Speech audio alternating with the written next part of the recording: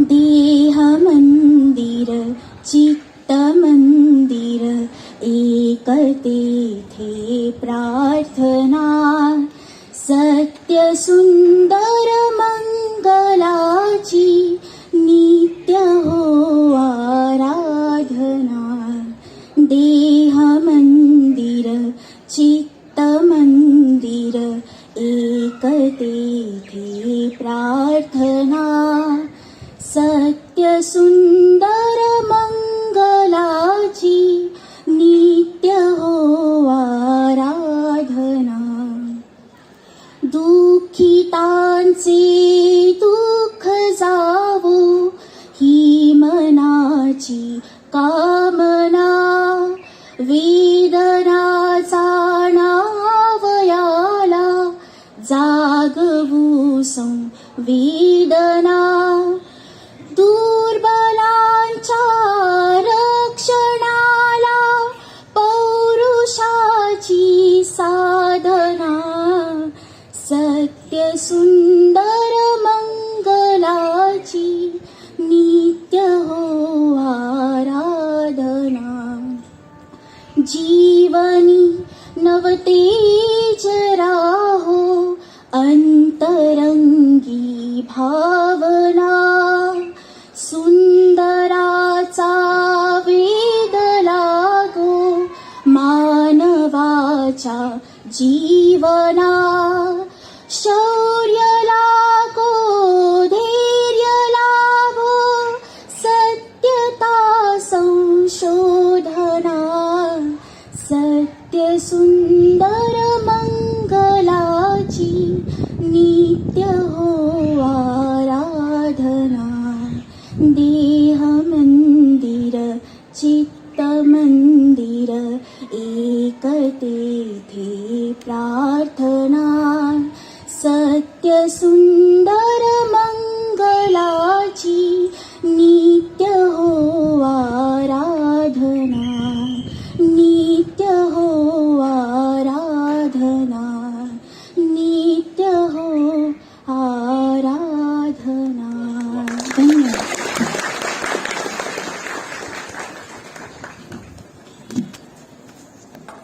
मित्रांनो, कोणताही उपक्रम यशस्वी होण्यामागे अनेक व्यक्तींचा सहभाग असतो. आपल्या महाविद्यालयातील शिक्षकेतर कर्मचाऱ्यांनी मागच्या काही दिवसांपासून या उपक्रमासाठी आपल्याला खूप मोलाची अशी मदत केलेली आहे. तेव्हा त्या शिक्षकेतर कर्मचाऱ्यांचे प्रतिनिधी या ठिकाणी उपस्थित आहेत की ज्यांनी अगदी म्हणजे सुरुवातीपासून शेवटपर्यंत हा संपूर्ण कट्टा तयार होण्यासाठी खूप महत्वाची भूमिका बजावलेली आहे. ते महाविद्यालयाचे प्रबंधक माननीय दिलीप वर्तक यांचं स्वागत करण्याची विनंती मी आजच्या कार्यक्रमाचे अध्यक्ष माननीय बबनसेठ नाईक यांना विनंती करतो. पुष्प देऊन त्यांचं स्वागत करावं. सर्वात महत्वाची बाब म्हणजे आपल्या आजूबाजूला आपण जी वारली पेंटिंग पाहत आहोत, ही वारली पेंटिंग काढणारा आपल्या महाविद्यालयाचाच विद्यार्थी आहे. म्हणजे 2016 मध्ये हा विद्यार्थी आपल्या महाविद्यालयातून पास आउट झालेला आहे. ही संपूर्ण कला या ठिकाणी त्याने त्याच्या मित्राच्या सोबतीने काढलेली आहे. तेव्हा तो आपला विद्यार्थी राजेश गरेल याला मी अशी विनंती करतो की त्यांनी सत्कार स्वीकारायचा आहे. त्याचा मित्र गणेश, दोघेही एक चांगले कलावंत आहेत. कोणताही कार्यक्रम आयोजित करण्यामागे एक भूमिका असते. ती भूमिका विशद करण्यासाठी मी या ठिकाणी विनंती करतोय या साहित्य कट्ट्याचे समन्वयक मराठी विभाग प्रमुख डॉक्टर शत्रुघ्न फड सर. नमस्कार. आजच्या कार्यक्रमाचे अध्यक्ष आमचे मार्गदर्शक आदरणीय बबनशेठ नाईक साहेब आप्पा, खजिनदार आदरणीय शहासाहेब, या कार्यक्रमासाठी उद्घाटक म्हणून उपस्थित असलेल्या या महाविद्यालयाच्या माजी विद्यार्थिनी, याच महाविद्यालयामध्ये ज्यांनी अध्यापनाचं अनेक वर्ष कार्य केलं त्या आणि महाराष्ट्रातील सुप्रसिद्ध कवयित्री आदरणीय सिसिलिया कारवालो मॅडम, महाविद्यालयाचे प्राचार्य ज्यांनी या महाविद्यालयाचा चार्ज स्वीकारल्यानंतर मराठी विभाग प्रमुख म्हणून मला म्हणाले की सर आपल्याला कट्टा सुरू करायचा आहे आणि लगेच दुसऱ्या दिवशीपासून कट्ट्याची तयारी केली नाही. हा क्षण या ठिकाणी आलेला आहे. त्याचं सगळं श्रेय खरं म्हणजे सुरुवात जी आहे ती सरांनी केलेली आहे. आदरणीय डॉक्टर अरविंद उबाळे सर, महाविद्यालयाचे उपप्राचार्य शेळके सर, महाविद्यालयाच्या उपप्राचार्या जानकी सावगाव मॅडम, भाषा विषयाचे या ठिकाणी बसलेले सर्व विभाग प्रमुख, माझ्या महाविद्यालयातले गुरुतुल्य शिक्षक, माझ्या विभागातले सर्व मित्र आणि या ठिकाणी कार्यक्रमासाठी उपस्थित असलेल्या बंधू आणि भगिनींनो, खरं म्हणजे आजचा क्षण फार महत्वाचा आहे. एका योग्य अशा वेळेला हे व्यासपीठ निर्माण झालंय. आप्पा, संवाद कमी होत चाललेला आहे आणि त्याचा परिणाम असा होतो आहे की हिंदीमधल्या एका कवीनं असं म्हटलं मोडगरे सर, यहां हर वक्त हर फिदा हादसा होने से डरता है. यहां हर वक्त हर फिदा हादसा होने से डरता है, खिलौना है जो मिट्टी का फना होने से डरता है. यहां हर वक्त हर फिदा हादसा होने से डरता है, खिलौना है जो मिट्टी का फना होने से डरता है. मेरे दिल के किसी कोने में एक मासूम सा बच्चा, मेरे दिल के किसी कोने में एक मासूम सा बच्चा बड़ों की देखकर दुनिया बड़ा होने से डरता है.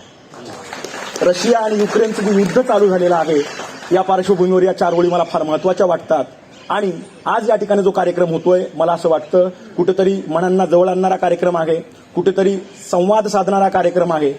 विद्यावर्धिनीचे अध्यक्ष आदरणीय विकास वर्तक बंधू साहेबांनी सांगितलं की सर हा जो कट्टा आहे हा विद्यार्थी केंद्रित झाला पाहिजे. इथे संपूर्ण जबाबदारी जी आहे ती विद्यार्थ्यांनी स्वीकारली पाहिजे आणि विद्यार्थी इथं घडणं खूप गरजेचं आहे. कारण आज सगळ्यात महत्वाचं असं आहे की आभासी व्यासपीठं खूप निर्माण झालेले आहेत. म्हणजे आभासी पद्धतीनं आपण लेक्चर घेतो आहोत, आभासी पद्धतीने वेगवेगळे कार्यक्रम करतो आहोत, परंतु खऱ्या अर्थानं मन जुळणं नावाचा जो प्रकार आहे तो होत नाहीये. आणि मला असं वाटतं की त्या पार्श्वभूमीवर आजचा हा कार्यक्रम, हा जो कट्टा आहे तो कट्टा अतिशय महत्वाचा आहे. या ठिकाणी वेगवेगळे सांस्कृतिक कार्यक्रम होणार आहेत, वाङ्मयीन कार्यक्रम होणार आहेत, इथे सूत्रसंचलनाची कार्यशाळा होणार आहे, या ठिकाणी अनेक कवी आपल्या कविता ऐकवणार आहेत, या ठिकाणी अनेक पुस्तकांवरती परीक्षण सादर केले जाणार आहे किंवा या वेगवेगळ्या वाङ्मयीन चळवळीसाठी जे काही लागतं त्यासाठी हे व्यासपीठ आपण निर्माण केलेलं आहे. हे विद्यार्थ्यांचं, संपूर्णतः विद्यार्थ्यांचं व्यासपीठ आहे.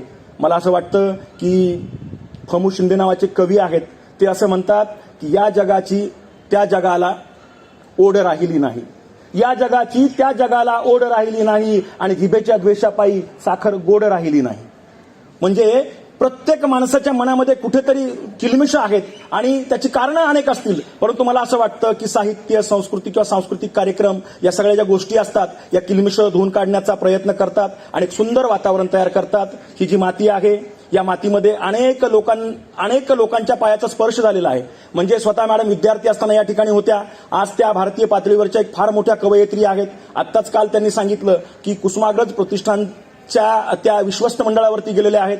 महाराष्ट्र सरकारचं भाषा विकास संस्था आहे त्याच्यावरती त्या सदस्य म्हणून गेलेल्या आहेत.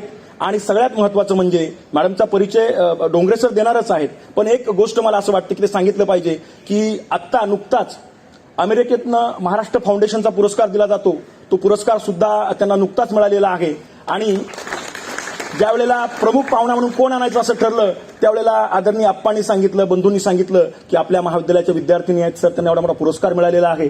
आणि ज्ञानेश्वरांचे आप्पा नेहमी एक ओळ सांगतात, एक ओवी सांगतात की भूमीचं मार्दव सांगे कोंबाची लवलव. मला असं वाटतं आप्पा ही कोंबाची लवलव या ठिकाणी दिसते आहे. या मातीनं जे रुजवलं ते आपल्या समोर आलेलं आहे. प्रास्ताविकामध्ये मी जास्त वेळ घेत नाही. पुन्हा एकदा उबाळे सरांचे आभार मानतो की त्यांनी मला समन्वयक पदाची जबाबदारी दिली आणि तुम्ही या ठिकाणी आलात म्हणून पुन्हा तुमचं एकदा स्वागत करतो. धन्यवाद, नमस्कार. धन्यवाद सर.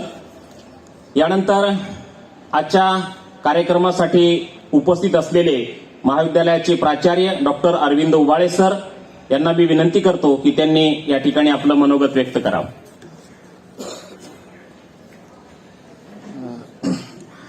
आजच्या उद्घाटन सोहळ्याचे आवाज येतो ना माझा असं आजच्या उद्घाटन सोहळ्याचे अध्यक्ष बबन शेठ नाईक, प्रमुख पाहुण्या आणि सत्कार मूर्ती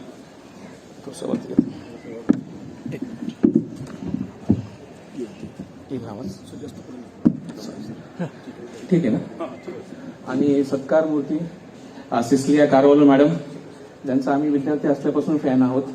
आणि आजचे जे अध्यक्ष आहेत त्यांचा आम्ही देखील मला लहानपणापासूनच फॅन आहोत.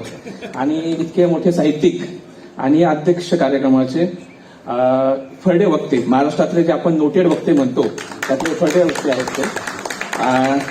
त्यांचं मी मार्गदर्शनाच्या वतीने पुन्हा एकदा स्वागत करतो.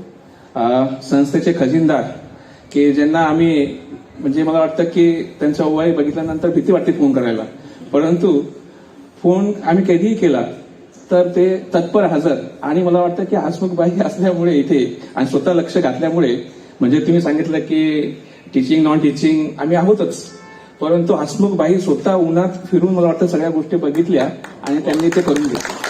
तर हे जे सगळं करायचं जे श्रेय आहे मला वाटतं करून घेण्याचं 10 दिवसात 15 दिवसात, तर त्याचं सगळं श्रेय हसमुखबाईंना जातं.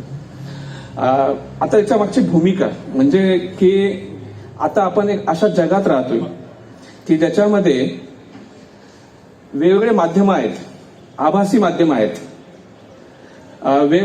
माध्यम आहेत नाही असं नाही म्हणणार मी, तर त्या माध्यमांचा विस्फोट होत आहे आणि त्या विस्फोटामुळे आपण सगळीकडे विखरलेलो आहोत. तर मला वाटतं ते आपण सगळीकडे विखरलेल्यांना एकत्र कुठेतरी एक प्लॅटफॉर्म असावं, कुठेतरी एकत्र बसावं आपण. आणि त्यासाठी बसताना की हे काहीतरी एक बसण्याचं ठिकाण असायला हवं आपल्याला.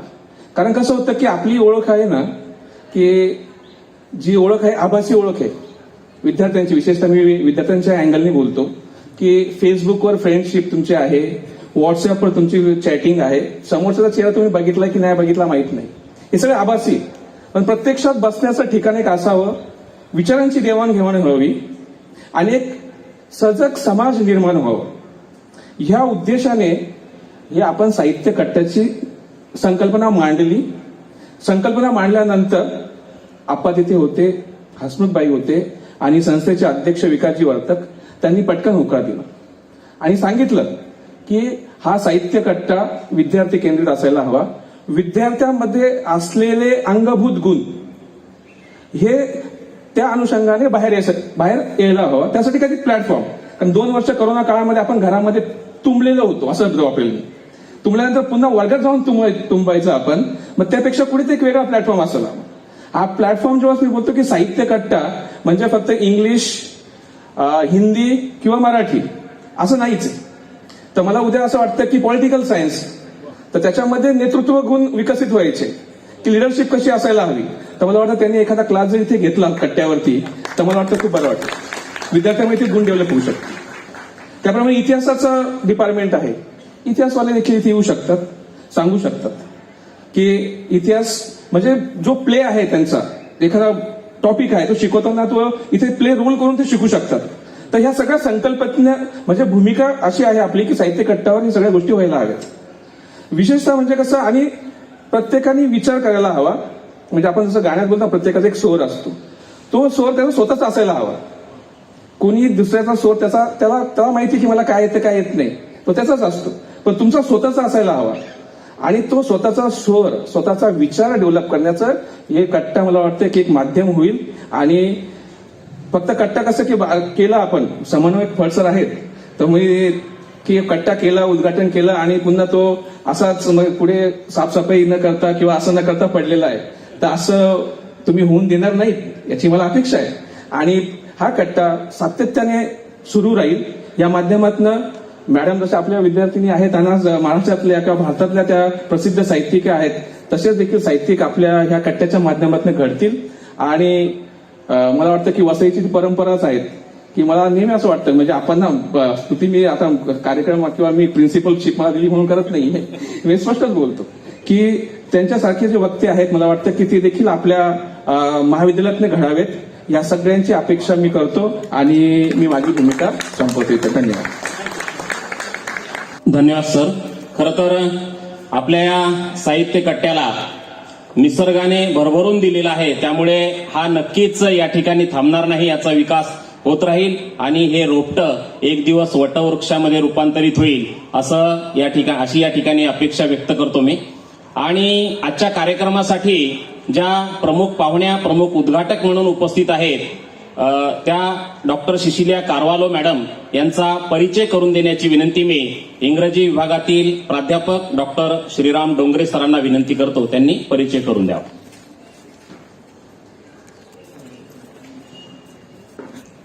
नमस्कार. आजच्या या साहित्य कट्ट्याच्या उद्घाटनासाठी लाभलेल्या प्रमुख पाहुण्या डॉक्टर सिसिलिया कारवालो यांचा थोडक्यात परिचय मी आपणास करून देतो.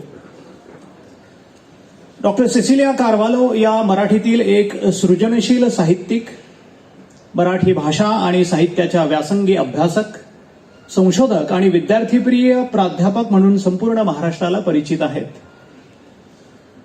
डॉक्टर सिसिलिया मॅडम यांनी वसईतील निर्मला माता या मुलींच्या शाळेतून आपले प्राथमिक शिक्षण पूर्ण करून पुढे अण्णासाहेब वर्तक महाविद्यालयातून त्यांनी मराठी आणि मानसशास्त्र या विषयात BA ही पदवी प्राप्त केली. मराठी साहित्य हा विषय घेऊन पुढे मुंबई विद्यापीठातून त्यांनी MPhil व PhD या पदव्या प्राप्त केल्या. आपल्या कारकिर्दीच्या सुरुवातीच्या काळात जवळजवळ 12 वर्षे त्यांनी अण्णासाहेब वर्तक महाविद्यालयाच्या कनिष्ठ महाविद्यालयात अध्यापन केले. पुढे वसईतील सेंट गोन्सालो गार्सिया महाविद्यालयात प्राध्यापक म्हणून त्या रुजू झाल्या. 28 वर्षे अध्यापन केल्यानंतर सेंट गोन्सालो गार्सिया महाविद्यालयाच्या प्राचार्य म्हणून त्या सेवानिवृत्त झाल्या. एक अध्यापक आणि प्रशासक म्हणून आपल्या जबाबदाऱ्या समर्थपणे सांभाळत असताना डॉक्टर सिसिलिया कारवालो यांनी मराठी भाषेत जी साहित्य संपदा निर्माण केली ती अचंबित करणारी आहे. कविता, कथा, ललित गद्य, संशोधनात्मक साहित्य, बालसाहित्य, आत्मचरित्र, अनुवाद, संपादन, संकलन अशा विविध प्रकारचं लेखन त्यांनी केलेलं आहे. आंतरधर्मीय सुसंवाद, स्त्री जाणीवा, दलित जाणीवा, लहान मुलांचं भावविश्व यांसारख्या अनेक संवेदनशील विषयांभोवती डॉक्टर सिसिलिया कारवालो यांनी आपले साहित्य विश्व गुंफलेले आपल्याला दिसून येते. त्यांचे उन्मेष, अंतर्यामी, सूर्य किरणात आला, पंख, दारातल्या रांगोळीचे रंग, माणूस उकरून काढावा लागतोय इत्यादी कविता संग्रह प्रसिद्ध झालेले आहेत. त्याचबरोबर प्रकाश झोत, मोगऱ्याचा मांडव, मुठीतले आकाश, मातीची हाक, धागा, पालखी, पैंजणांचे झाड, परिमळा माझी कस्तुरी, ओकच्या छायेत, मेपलच्या पानावर इत्यादी ललित गद्य संग्रह, तसेच काठ आणि परीस हे त्यांचे कथासंग्रह प्रसिद्ध झालेले आहेत. बालसाहित्यामध्ये त्यांची ऋतुचक्र, थुई थुई, अंगणातली मज्जा, सवंगडी इत्यादी पुस्तके प्रसिद्ध झालेली आहेत. 2019 मध्ये डॉक्टर कारवालो यांचे टिपवणी हे आत्मकथन प्रसिद्ध झालेले आहे.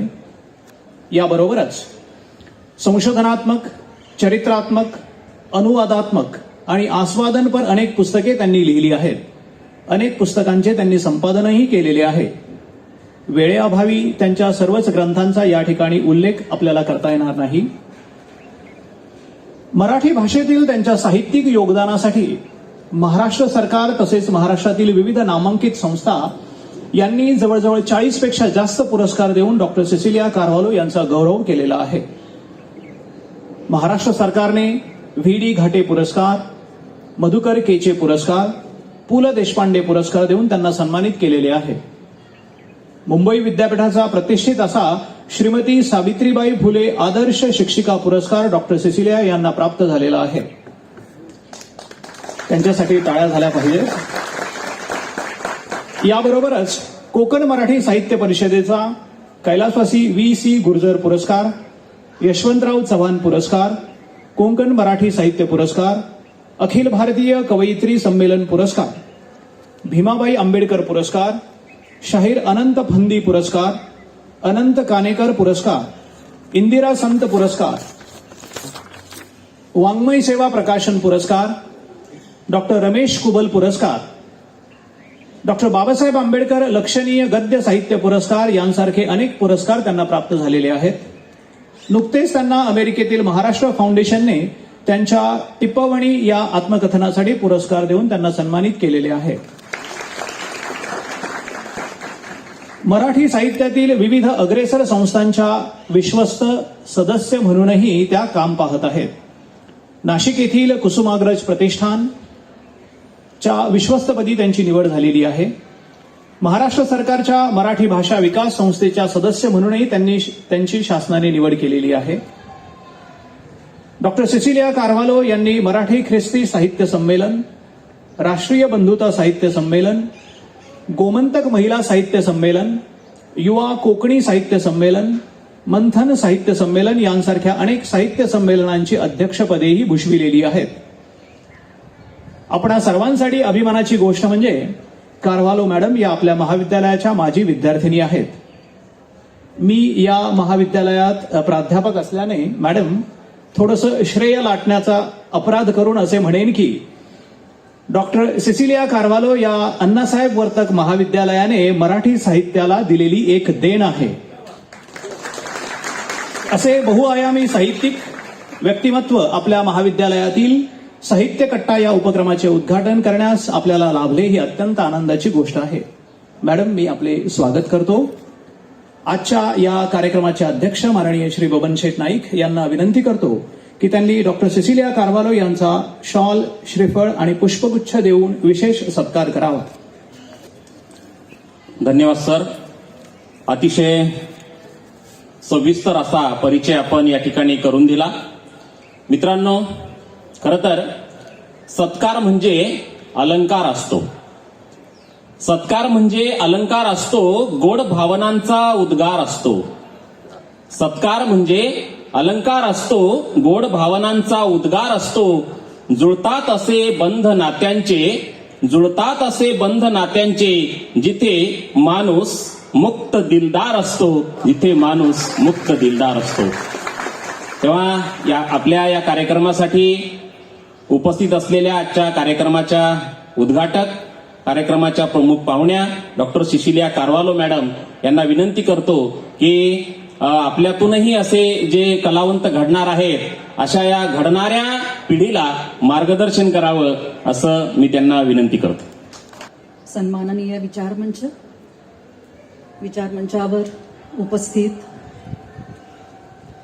आमचे सर्वांचे आदरणीय बबन शेठ नाईक, हसमुखभाई शहा हे व्यवस्थापनाचे अत्यंत सन्माननीय व्यक्ती म्हणून त्यांचा मुद्दाम उल्लेख करते. आणि नव्याने नियुक्त झालेले आपल्या महाविद्यालयाचे तरुण आणि तडफदार असे प्राचार्य डॉक्टर अरविंद उबाळे, उपस्थित सर्व प्राध्यापक वर्ग, मंचावर उपस्थित असलेल्या माझ्या मैत्रिणी आणि डॉक्टर सावगाव, जानकी सावगाव, डॉक्टर कत्रे मॅडम आणि अन्य भाषेचे सर्व प्राध्यापक, समोर उपस्थित सर्व प्राध्यापक वर्ग, विद्यार्थी, माझा विद्यार्थी आपला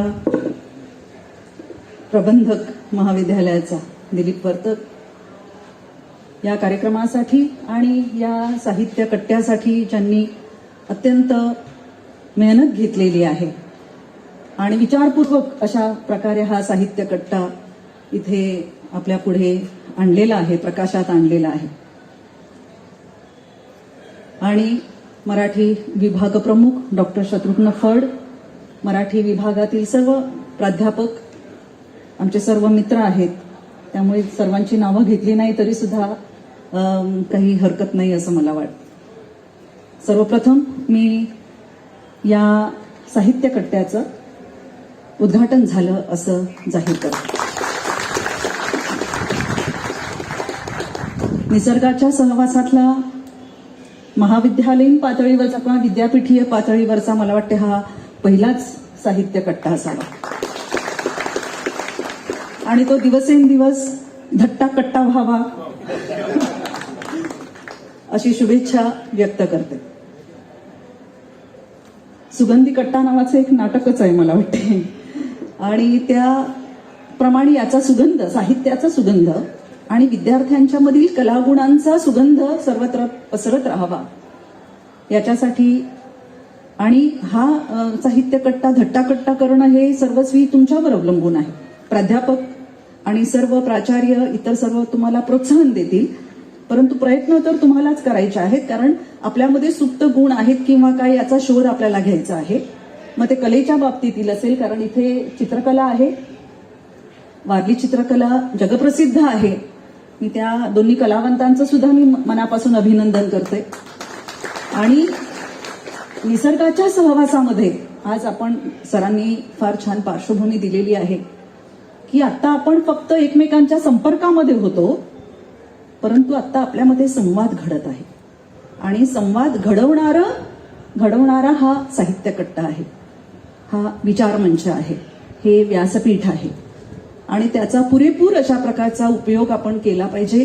कारण गेल्या 2 वर्षामध्ये आपण आपल्या स्वतःला जे बंद करून घेतलं होतं, आता आपल्या मनाची कवाडं उघडण्याचा एक छान अशा प्रकारचं व्यासपीठ आपल्याला इथे लाभलेलं आहे आणि त्याचा आपण सर्व विद्यार्थ्यांनी, सर्व प्राध्यापकांनी सुद्धा वेगवेगळ्या प्रकारचे कार्यक्रम आयोजित करून त्याचा उपयोग करणं ही जबाबदारी सर्वस्वी आपल्यावर आहे. त्याच्यासाठी मी सर्वांना शुभेच्छा देते. इथे माझा सत्कार करण्यात आला. मला या महाविद्यालयाची विद्यार्थिनी म्हणून खूप अभिमान आहे. तो वेळोवेळी मी प्रकट केलेलाच आहे. परंतु आज मला ज्या रीतीने इथे बोलवलेलं आहे, ज्यासाठी मला बोलवलेलं आहे, त्याचं मला विशेष कौतुक वाटतं. मी मुद्दाम सांगते तुम्हाला की जेव्हा आम्ही महाविद्यालयामध्ये होतो तर मला वाटते की 1977 साली मी BA ला असताना वर्तकाईट जे निघायचं आपल्या महाविद्यालयाचं मुखपत्र आहे, आपलं स्मरणिका आहे आणि वार्षिक आहे.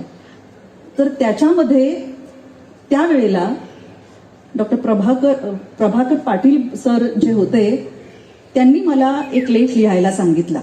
तो माझा पहिला लेख सर्वात. आणि त्यावेळेला त्यांनी मला सांगितलं की बोलीभाषेवर इकडच्या वसईमध्ये वेगवेगळ्या प्रकारच्या बोलीभाषा आहेत. त्यावेळेला आम्ही जी बोली बोलत होतो ती मराठीच बोली होती, परंतु आम्हाला ती बोली बोलायला संकोच वाटत होता. पण त्यावेळेला आम्हाला सरांनी सांगितलं, एकनाथ घाग आणि प्रभाकर पाटील, की इकडच्या बोलींचा अभ्यास तुम्ही करा. तुमची बोली बोलायला, तुम्हाला मातृभाषा मायबोली बोलायला कसला तुम्हाला संकोच वाटतोय, कसली तुम्हाला लाज वाटते. तर तू बोलीभाषेवर लेख लिही की एक प्रमाण मराठीतला एक उतारा घेऊन तो वसईतल्या 4 बोलीभाषांमध्ये अनुवादित कर, भाषांतरित कर. आणि मी तो पहिला लेख लिहिला होता.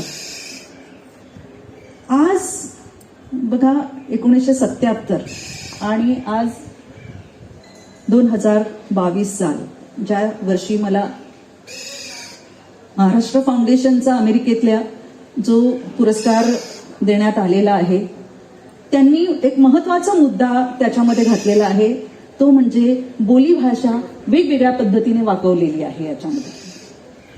म्हणजे हा प्रवास बघा किती वर्षाचा झालेला आहे की तेव्हा मला बोलीभाषेवर लेख लिहायला याच कॉलेजच्या प्राध्यापकांनी प्रेरणा दिली आणि त्यानंतर बोलीभाषेचं बीज जे पडलं त्यामुळे मला असं वाटलं की संपूर्ण बोलीभाषेमध्ये जरी आपण काही लिहिलं नाही तरी आपण मराठी भाषेचा वेगवेगळ्या भाषांचा जो अभ्यास केला त्याच्यामध्ये आपण पाहिलं की त्यांनी त्यांच्या बोलीमध्ये किंबहुना धर्मप्रसारक, धर्माचे संस्थापक, धर्माचे प्रेषित यांनी सुद्धा त्यांच्या बोलीमध्ये त्या काळामध्ये लोकांशी बोलणं केलेलं आहे, संवाद केलेला आहे. आणि त्या बोलीमध्ये थोडा त्याचा संदर्भ घेऊन मी इथे लिहिलं आणि त्या पुस्तकाला माझा पुरस्कार मिळाला.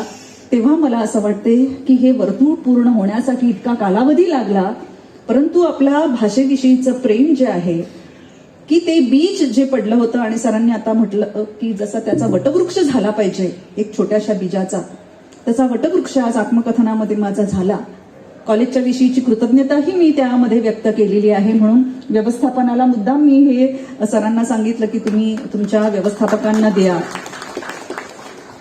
कारण त्या काळामध्ये शिक्षण संस्था नव्हत्या आणि त्या काळामध्ये आम्हाला या कॉलेजने, या महाविद्यालयाने प्रोत्साहन दिलं आमचं शिक्षण पूर्ण झालं आणि आज मी जी तुमच्या पुढे उभी आहे ती केवळ 2च घटकांच्या आधारावर, एक म्हणजे की मला मिळालेलं शिक्षण आणि दुसरं म्हणजे साहित्याचं वाचन. या 2 गोष्टींच्यामुळे माझ्या व्यक्तिमत्वाला आकार आला आणि मी विद्यार्थ्यांच्या समोर उभी राहू शकले, समाजाच्या समोर उभी राहू शकले आणि आज सगळ्या मराठी जगताच्या आणि वेगवेगळ्या भाषक असलेल्या लोकांच्या या जगतासमोर मी उभी राहू शकले. त्याच्याविषयीची कृतज्ञता मी व्यक्त करते. या साहित्य कट्ट्याच्या संदर्भात सांगायचं म्हणजे सरांनी जसं सांगितलं की तुम्हाला एक सूर मिळाला पाहिजे, तुम्हाला एक स्वर मिळाला पाहिजे. मला असं वाटतं की आपल्या स्वतःची स्पेस, आपल्या स्वतःची जागा आपल्याला स्वतः तयार करावी लागते. महाविद्यालयाने तुम्हाला ही जागा तयार करून दिलेली आहे, हा अवकाश प्राप्त करून दिलेला आहे आणि त्यामध्ये आपण आपल्यातला अवकाश शोधायचा. आपल्याला कोणत्या जागेवर नीट बसलं पाहिजे, नीट उभं राहिलं पाहिजे.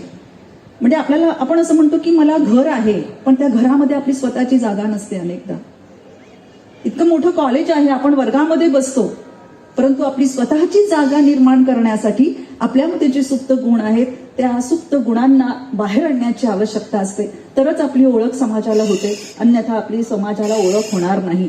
कारण आमच्याबरोबर किती विद्यार्थी होते, पण त्याच्यामधला एखादाच विद्यार्थी साहित्यिक झाला, एखादाच विद्यार्थी राजकीय पातळीवर आला, एखादाच विद्यार्थी समाजसेवक झाला, एखादाच विद्यार्थी चित्रकार झाला, शिल्पकार झाला. तर ती त्यांची जागा होती आणि ती जागा दाखवण्यासाठी अशा प्रकारचे कट्टे आवश्यक असतात, अशा प्रकारचे मंच आवश्यक असतात. तर ही एक जागा, हा एक अवकाश आपल्याला प्राप्त झालेला आहे आणि म्हणून मी महाविद्यालयाचं, प्राचार्यांचं आणि ज्यांच्या मनामध्ये ही संकल्पना आली आणि त्याला मूर्त रूप दिलं त्या सर्वांचंही अभिनंदन करते. विद्यार्थ्यांनी त्याचा पुरेपूर उपयोग करून घेतला पाहिजे. तुम्ही चर्चा करा, इकडे आठवड्याची चर्चा ठेवा, वेगवेगळ्या वाङ्मयाचे, साहित्याचे प्राध्यापक इकडे आहेत की एखाद्या पुस्तकावर चर्चा करू शकता. कोणी किती वाचन केलेलं आहे इकडे येऊन तुम्ही सांगा इतरांना की मी हे पुस्तक वाचलेलं आहे. 10 माणसं बसा, 5 माणसं बसा, 5 विद्यार्थी बसा आणि सांगा की मी काय वाचन केलेलं आहे आणि या पुस्तकातून मला काय मिळालेलं आहे. केवळ पुस्तकं वाचून चालत नाही, तर त्याच्यातून जे आपल्याला मिळालेलं आहे आणि असं प्रत्येक पुस्तक, कितीही छोटं पुस्तक असलं तरी सुद्धा ते पुस्तक आपलं व्यक्तिमत्व घडवण्यासाठी कुठेतरी आपल्याला बळ देत असतं आणि ते आपल्याला सांगण्याची फार आवश्यकता असते. हा साहित्य कट्टा पाहिल्यानंतर मला रवींद्रनाथ टागोरांची आठवण झाली, शांतिनिकेतनची आठवण झाली की रवींद्रनाथांची अशीच इच्छा होती की तुम्हाला कविता शिकायची आहे, झाडाखाली बसा, पक्ष्यांचा आवाज ऐका. आजूबाजूला जे वाहनांचे आवाज असतात किंवा निसर्गाचे आवाज तर असतातच, पक्ष्यांचे असतात, प्राण्यांचे असतात, वेगवेगळ्या हवेचा आवाज असतो. पण ते आवाज ऐकण्यासाठी आपल्या श्रुती, आपलं नाक ते वाज घेण्यासाठी, पानांचा वाज घेण्यासाठी, डोळ्यांना ते सौंदर्य दिसण्यासाठी आतमधल्या सगळ्या शक्ती आपल्या जागृत झाल्या पाहिजेत. तर ती संवेदनशीलता जी आहे, ही संवेदनशीलता अशा प्रकारच्या निसर्गाच्या सान्निध्यामध्ये आवडते. पण एक गोष्ट रवींद्रनाथ टागोरांनी सांगितली की त्यांनी सत्यजित रे त्यावेळेला 7-8 वर्षाचे होते आणि एक पुस्तक घेऊन ते रवींद्रनाथ टागोरांच्याकडे गेले आणि त्यांना सांगितलं की मला संदेश द्या म्हणून. रवींद्रनाथ टागोरांनी त्यांना संदेश दिलेला होता की मी सगळ्या जगभर प्रवास केला, परंतु माझ्या अंगणातील झाडाच्या पानावर पडलेला दवबिंदू पाहायला मी विसरलो.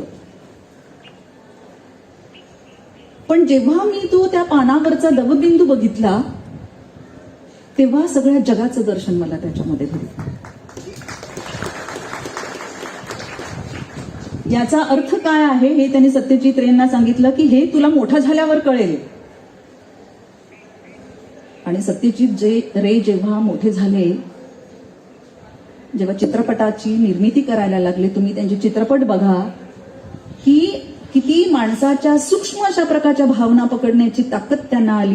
कारण हा एक थेंब दबाचा पडला होता, त्याच्यामध्ये त्यांना जग दिसलं होतं. हे रवींद्रनाथ टागोरांनी त्यांना सांगितलेलं होतं आणि मोठा झाल्यानंतर त्यांना त्याचा अर्थ कळला. तसं इकडच्या या पानावर, इकडच्या या फुलांवर, म्हणजे एखादा कोळी मला आता समोर बसलेले होते तेव्हा एक फुल टपकलं वरून. म्हातारी मला वाटते ना, म्हातारी पण अगदी तरुणच अशा प्रकारचं ते फूल माझ्याकडे पडलं. त्याच्याकडे बघण्यासाठी आपल्याकडे एक दृष्टी असावी लागते की ही म्हातारी का तरंगत असते, काय संदेश देत असते. बालकवींनी त्याच्यावर कविताच लिहिलेली आहे की कुठून तरी विश्वाच्या या अवकाशातून काहीतरी संदेश घेऊन ते आपल्याकडे आलेलं आहे. मला एक छोटासा कोळी माझ्या अंगावर चढला होता इथे बसलेले असताना. मला वाटलं की पक्षी वगैरे आहेत की काय म्हणून मी वरती बघत होते की म्हटलं की आपल्याला एक छान प्रसाद पण देण्याची शक्यता आहे, पण तो सुद्धा घेण्याची आपली ताकद असली पाहिजे. त्याच्यातली नक्षी शोधायचा सुद्धा आपण प्रयत्न केला पाहिजे. तर त्या कोळ्याकडून आपण काय शिकू शकतो, एखाद्या मुंगीकडून आपण मेहनत शिकू शकतो. हे आपण बसलेले असताना वेगवेगळे प्रकार आपल्याला दिसतील, पण त्याच्यातही सौंदर्य असतं. हे निसर्ग आपल्याला शिकवतो जे आपल्याला वर्गामध्ये शिकता येत नाही. म्हणून वर्गामध्ये सुद्धा आपल्याला असं वाटतं की संवाद घडतो, पण तो तात्पुरता जरी असला तरी खरा संवाद आपल्याला आपण बाहेर आल्यानंतर त्यांनी जे दिलेलं असतं त्याच्यामध्ये आपला स्वतःशी जो संवाद चाललेला असतो त्याच्यातून आपल्याला हे सगळं कळत जातं. आणि आपण आता आज खरं म्हणजे आजपासून मराठी दिवसही गौरव दिन आपण साजरा करतो, मराठी गौरव दिवस आपण साजरा करत असतो. रवींद्रनाथ टागोरांच्या संदर्भात मला मातृभाषेच्या संदर्भात त्यांनी सांगितलेली आणखीन एक गोष्ट आता इथे सगळं आल्यानंतर हे बघितल्यावर मला आठवलं की एकदा बलराज साहनी त्यांच्याकडे गेले होते आणि त्यांनी रवींद्रनाथ टागोरांना सांगितलं की मला तुमच्या शांतिनिकेतनमध्ये राहायचंय आणि इकडचा अनुभव घ्यायचा आहे म्हणून त्यांनी सांगितलं. तर रवींद्रनाथ टागोर म्हणाले की नाही, ते म्हणाले की मी पैसे भरून इथे राहतो.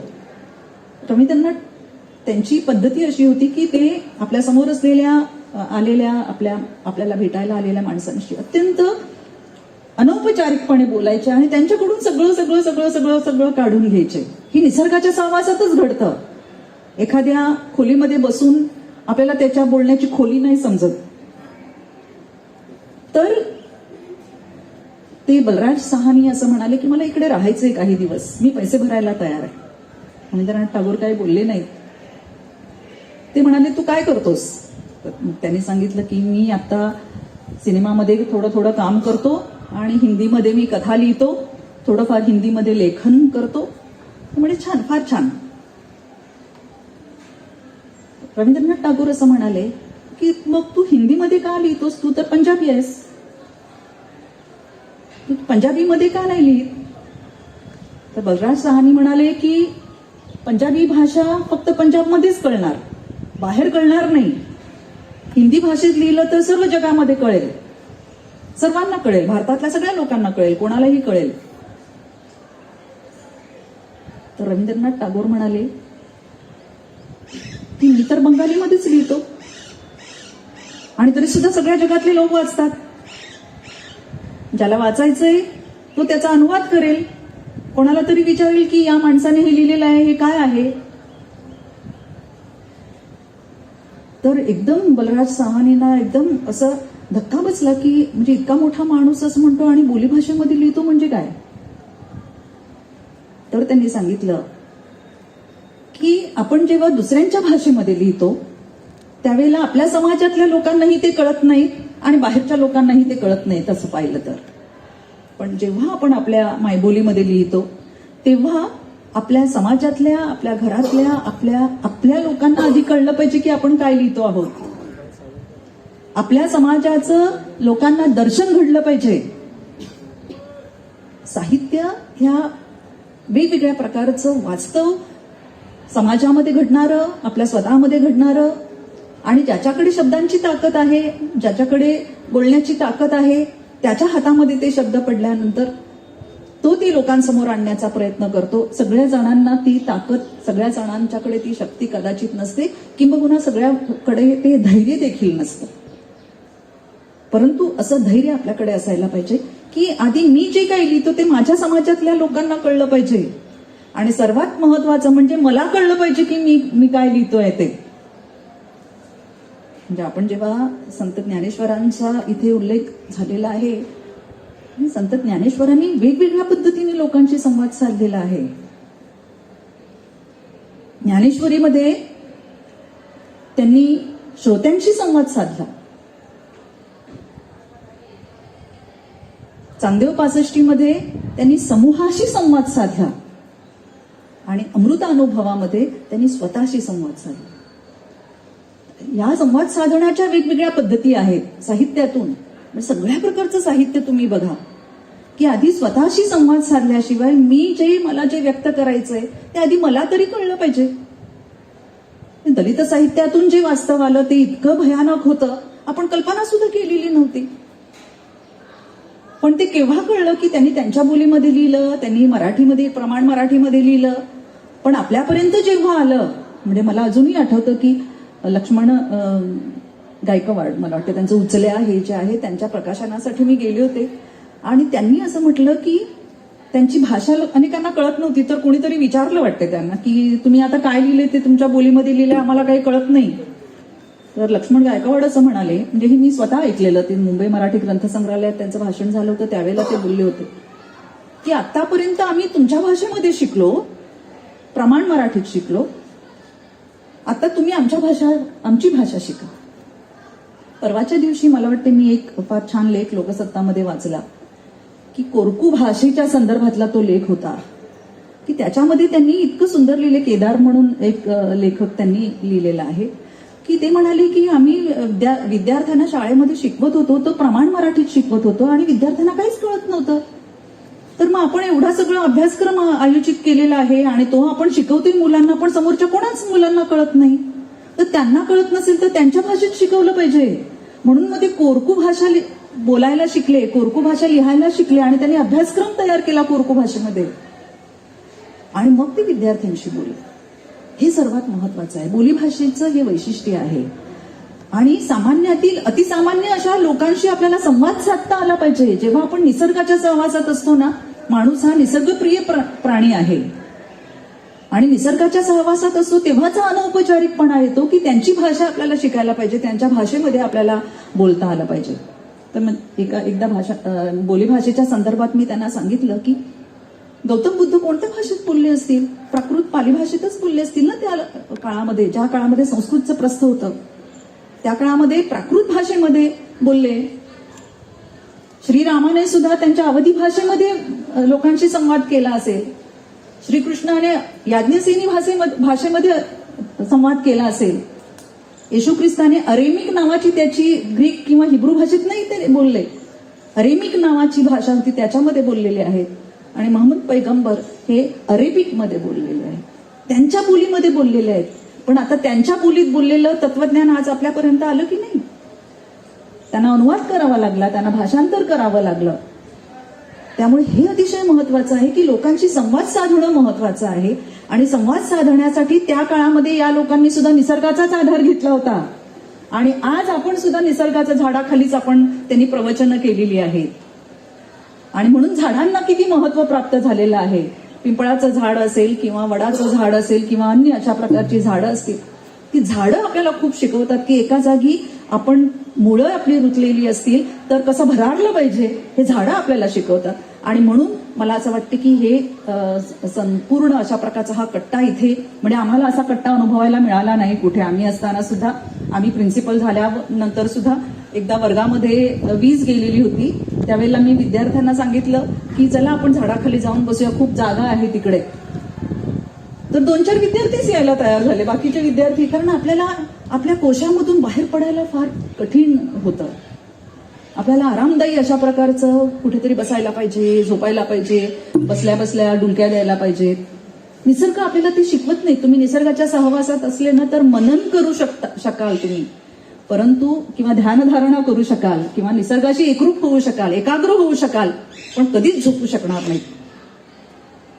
जो थकलेला असेल तरच तो झाडाखाली येऊन झोपेल, पण तो सुद्धा त्याचा निसर्गाशी एक प्रकारे संवाद आणि नैसर्गिक अशा प्रकारची झोप असते विशेष, म्हणजे त्याच्यातही त्याचा संवाद चाललेला असेल. हे अतिशय महत्वाचं आहे. त्यामुळे आपणा सर्वांसाठी एक अत्यंत सुंदर अशा प्रकारचा निसर्गाच्या सहवासातला आणि निसर्ग तुमच्यावर चवऱ्या ढाळेल अशा प्रकारचा हा एक कट्टा करण्याची कल्पना प्राचार्यांच्या डोक्यामध्ये आली. व्यवस्थापनाने आपल्याला खूप सहकार्य केलं. सर्व प्राध्यापक अत्यंत तुमचे सहकारी, यांच्या सगळ्यांच्या सहकार्यामुळे हा आजचा साहित्य कट्टा इथे सिद्ध झालेला आहे आणि तुम्हाला व्यक्त करण्याचं, अभिव्यक्त करण्याचं एक साधन मिळालेलं आहे. मला वाटतं की इकडे गणेश देवी आले होते ना, त्यावेळेला आपण एक कार्यक्रम, हो, त्या राष्ट्रीय सत्रासाठी जेव्हा ते उपस्थित होते त्यावेळेला त्यांनी एक अतिशय सुंदर गोष्ट सांगितली, तुम्हाला आठवत असेल कदाचित. गोष्ट म्हणजे एक विचार सांगितला होता की ते असं म्हणाले होते, ते मला आठवलं आता इथे कारण मी त्या कार्यक्रमासाठी होते. ते असं म्हणाले की ज्या प्रकारे जेनोसाइड झाला, म्हणजे वंशसंहार झाला, त्याप्रमाणे आत्ताच्या काळामध्ये फोनिसाइड, बरोबर मॅडम, म्हणजे शब्दसंहार होतोय. फोनो म्हणजे शब्द ना. तर आजचा काळ असा आहे की जसं आपण एका आभासी जगामध्ये वावरत होतो आणि एकदम आपण आता ते सोडून इकडे आलो, पण त्या आभासी जगामध्ये वावरत असताना आपण बोलत होतो पण आपल्याला समाधान मिळत नव्हतं. आपल्याला जे दडलेलं होतं ते बोलता येत नव्हतं. प्राध्यापकांना शिकवण्याचं समाधान मिळत नव्हतं आणि विद्यार्थ्यांना प्राध्यापकांशी बोलायला मिळत नव्हतं. पण प्रत्येकाच्या मनामध्ये काहीतरी होतं की जे त्यांना व्यक्त करायचं होतं, ते व्यक्त करू शकत नव्हतं. किंवा अनेक लोक असे असतात की आपल्यामध्ये जी एक कला असते, जी एक देणगी असते, ती व्यक्त करण्यासाठी त्यांना वेळच मिळत नाही. म्हणजे फोनोसाइड होतो, म्हणजे शब्द आपण मारून टाकतो, शब्द पाठ होतात.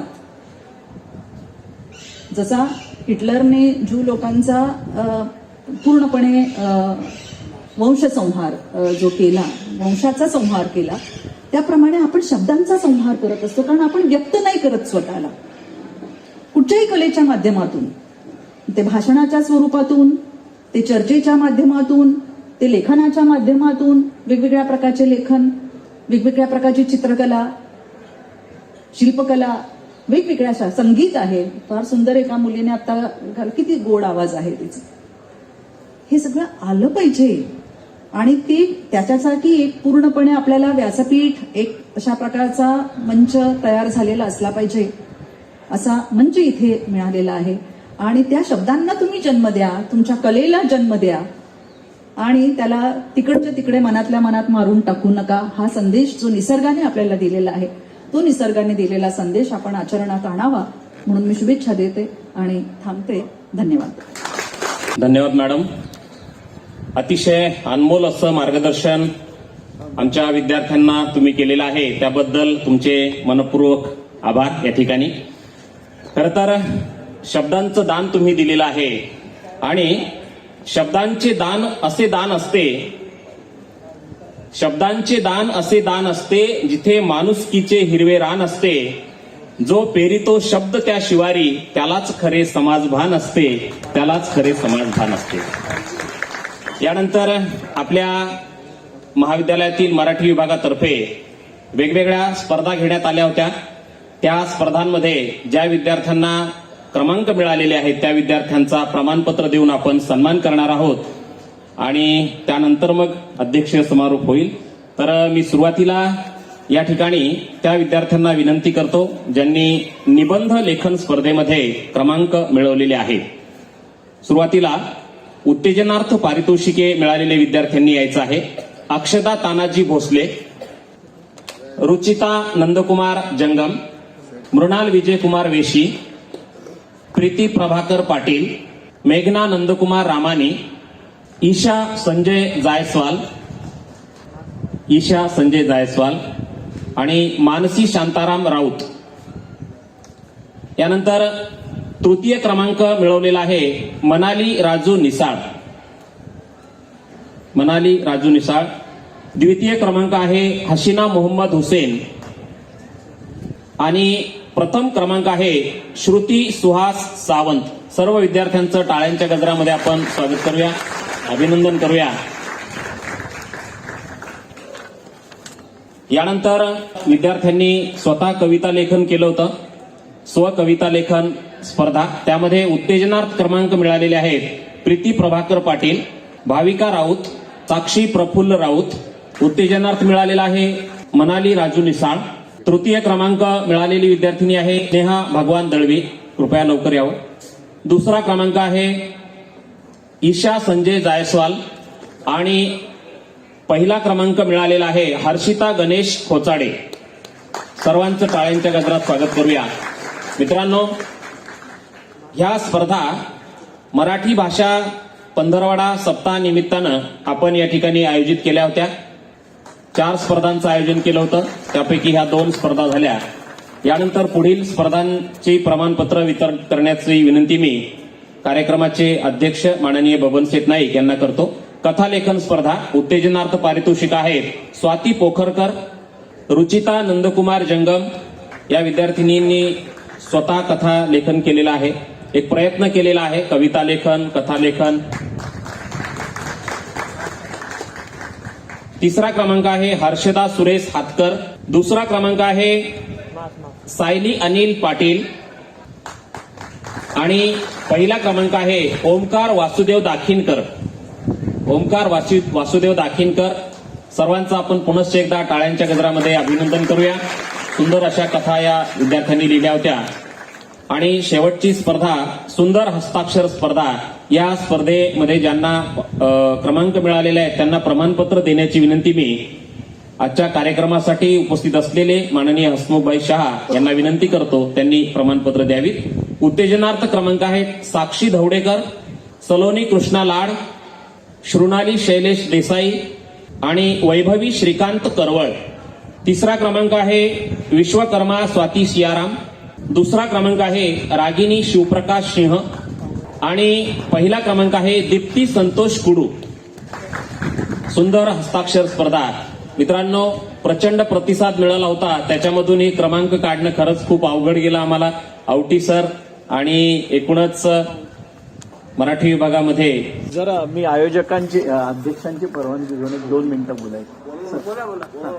या स्पर्धांचं परीक्षण करताना डॉक्टर डाखोरे सर आणि मी दोघांनीही या स्पर्धांच्या ज्या वेगवेगळ्या एंट्रीज होत्या त्या खरं तर ऑनलाईन मोबाईलमध्येच आपल्याला ते आलेलं आणि ते तपासणं वगैरे तसं जरा जिकिरीचं काम होतं. आणि मुख्य म्हणजे मुलांचा खूप मोठा संवाद त्याच्यामधून झाला आमच्या बरोबर. कारण गद्य लेखन करणं म्हणजे निबंध आणि कथा या दोन्ही यांचा जो प्रतिसाद होता तो मला खूप आवडला. त्याच्यामध्ये असं लक्षात आलं की कोरोना काळामध्ये आपल्याला जे काही सहन करावं लागलंय आपल्या सगळ्यांनाच, आणि त्याच्यामध्ये विद्यार्थ्यांना आपल्या अभिव्यक्तीचं असं एक माध्यम शब्दांच्या साहाय्याने आणि कथालेखन हे दोन्ही गद्य प्रकार हे विद्यार्थी हाताळतात, ही खूप मोठी आणि कौतुकाची गोष्ट याच्यामध्ये वाटली.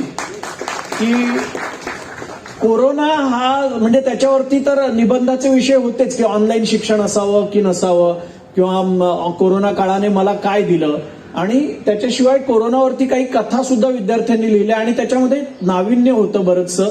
त्याच्यामध्ये स्वतःच्या कल्पना थोडंसं एक आपलं ज्याला म्हणता येईल की थोडंसं अडखळत काही असेल, परंतु या वयामध्ये तुम्ही आज लिहायला सुरुवात केली, ज्या वयामध्ये बरेचसे मोठे मोठे साहित्यिकांनी फार उशिरा लिहायला सुरुवात केली असंही आहे बऱ्याचशा लोकांचं, तुम्ही या वयात लिहायला सुरुवात केली तर जे जसं म्हणतात की लहान मूल धडपडत चालायला शिकतं त्याचं जे कौतुक असतं ते कौतुक आहे. तुम्हाला कदाचित असं वाटेल की मी लिहिलेली त्या कथेमध्ये तसं काही फार नव्हतं, पण खरंच आहे. आम्हाला त्याचं कौतुक असं आहे की तुम्ही जे 4 शब्द लिहिलेत ते तुमचे स्वतःचे आहेत आणि त्यामुळे तुम्हाला प्रोत्साहनपर म्हणून आपण ही नाव सगळे क्रमांक काढलेले आहेत. तुम्ही अधिक पुढे जावं ही याच्यामधली इच्छा आहे.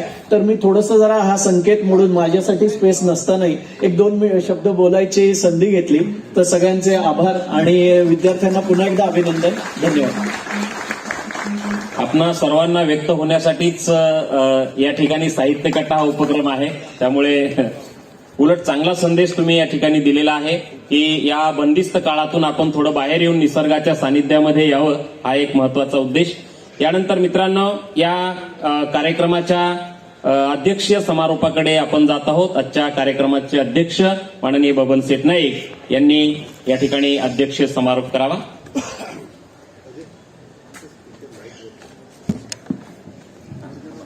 आजच्या आपल्या कार्यक्रमाच्या उद्घाटक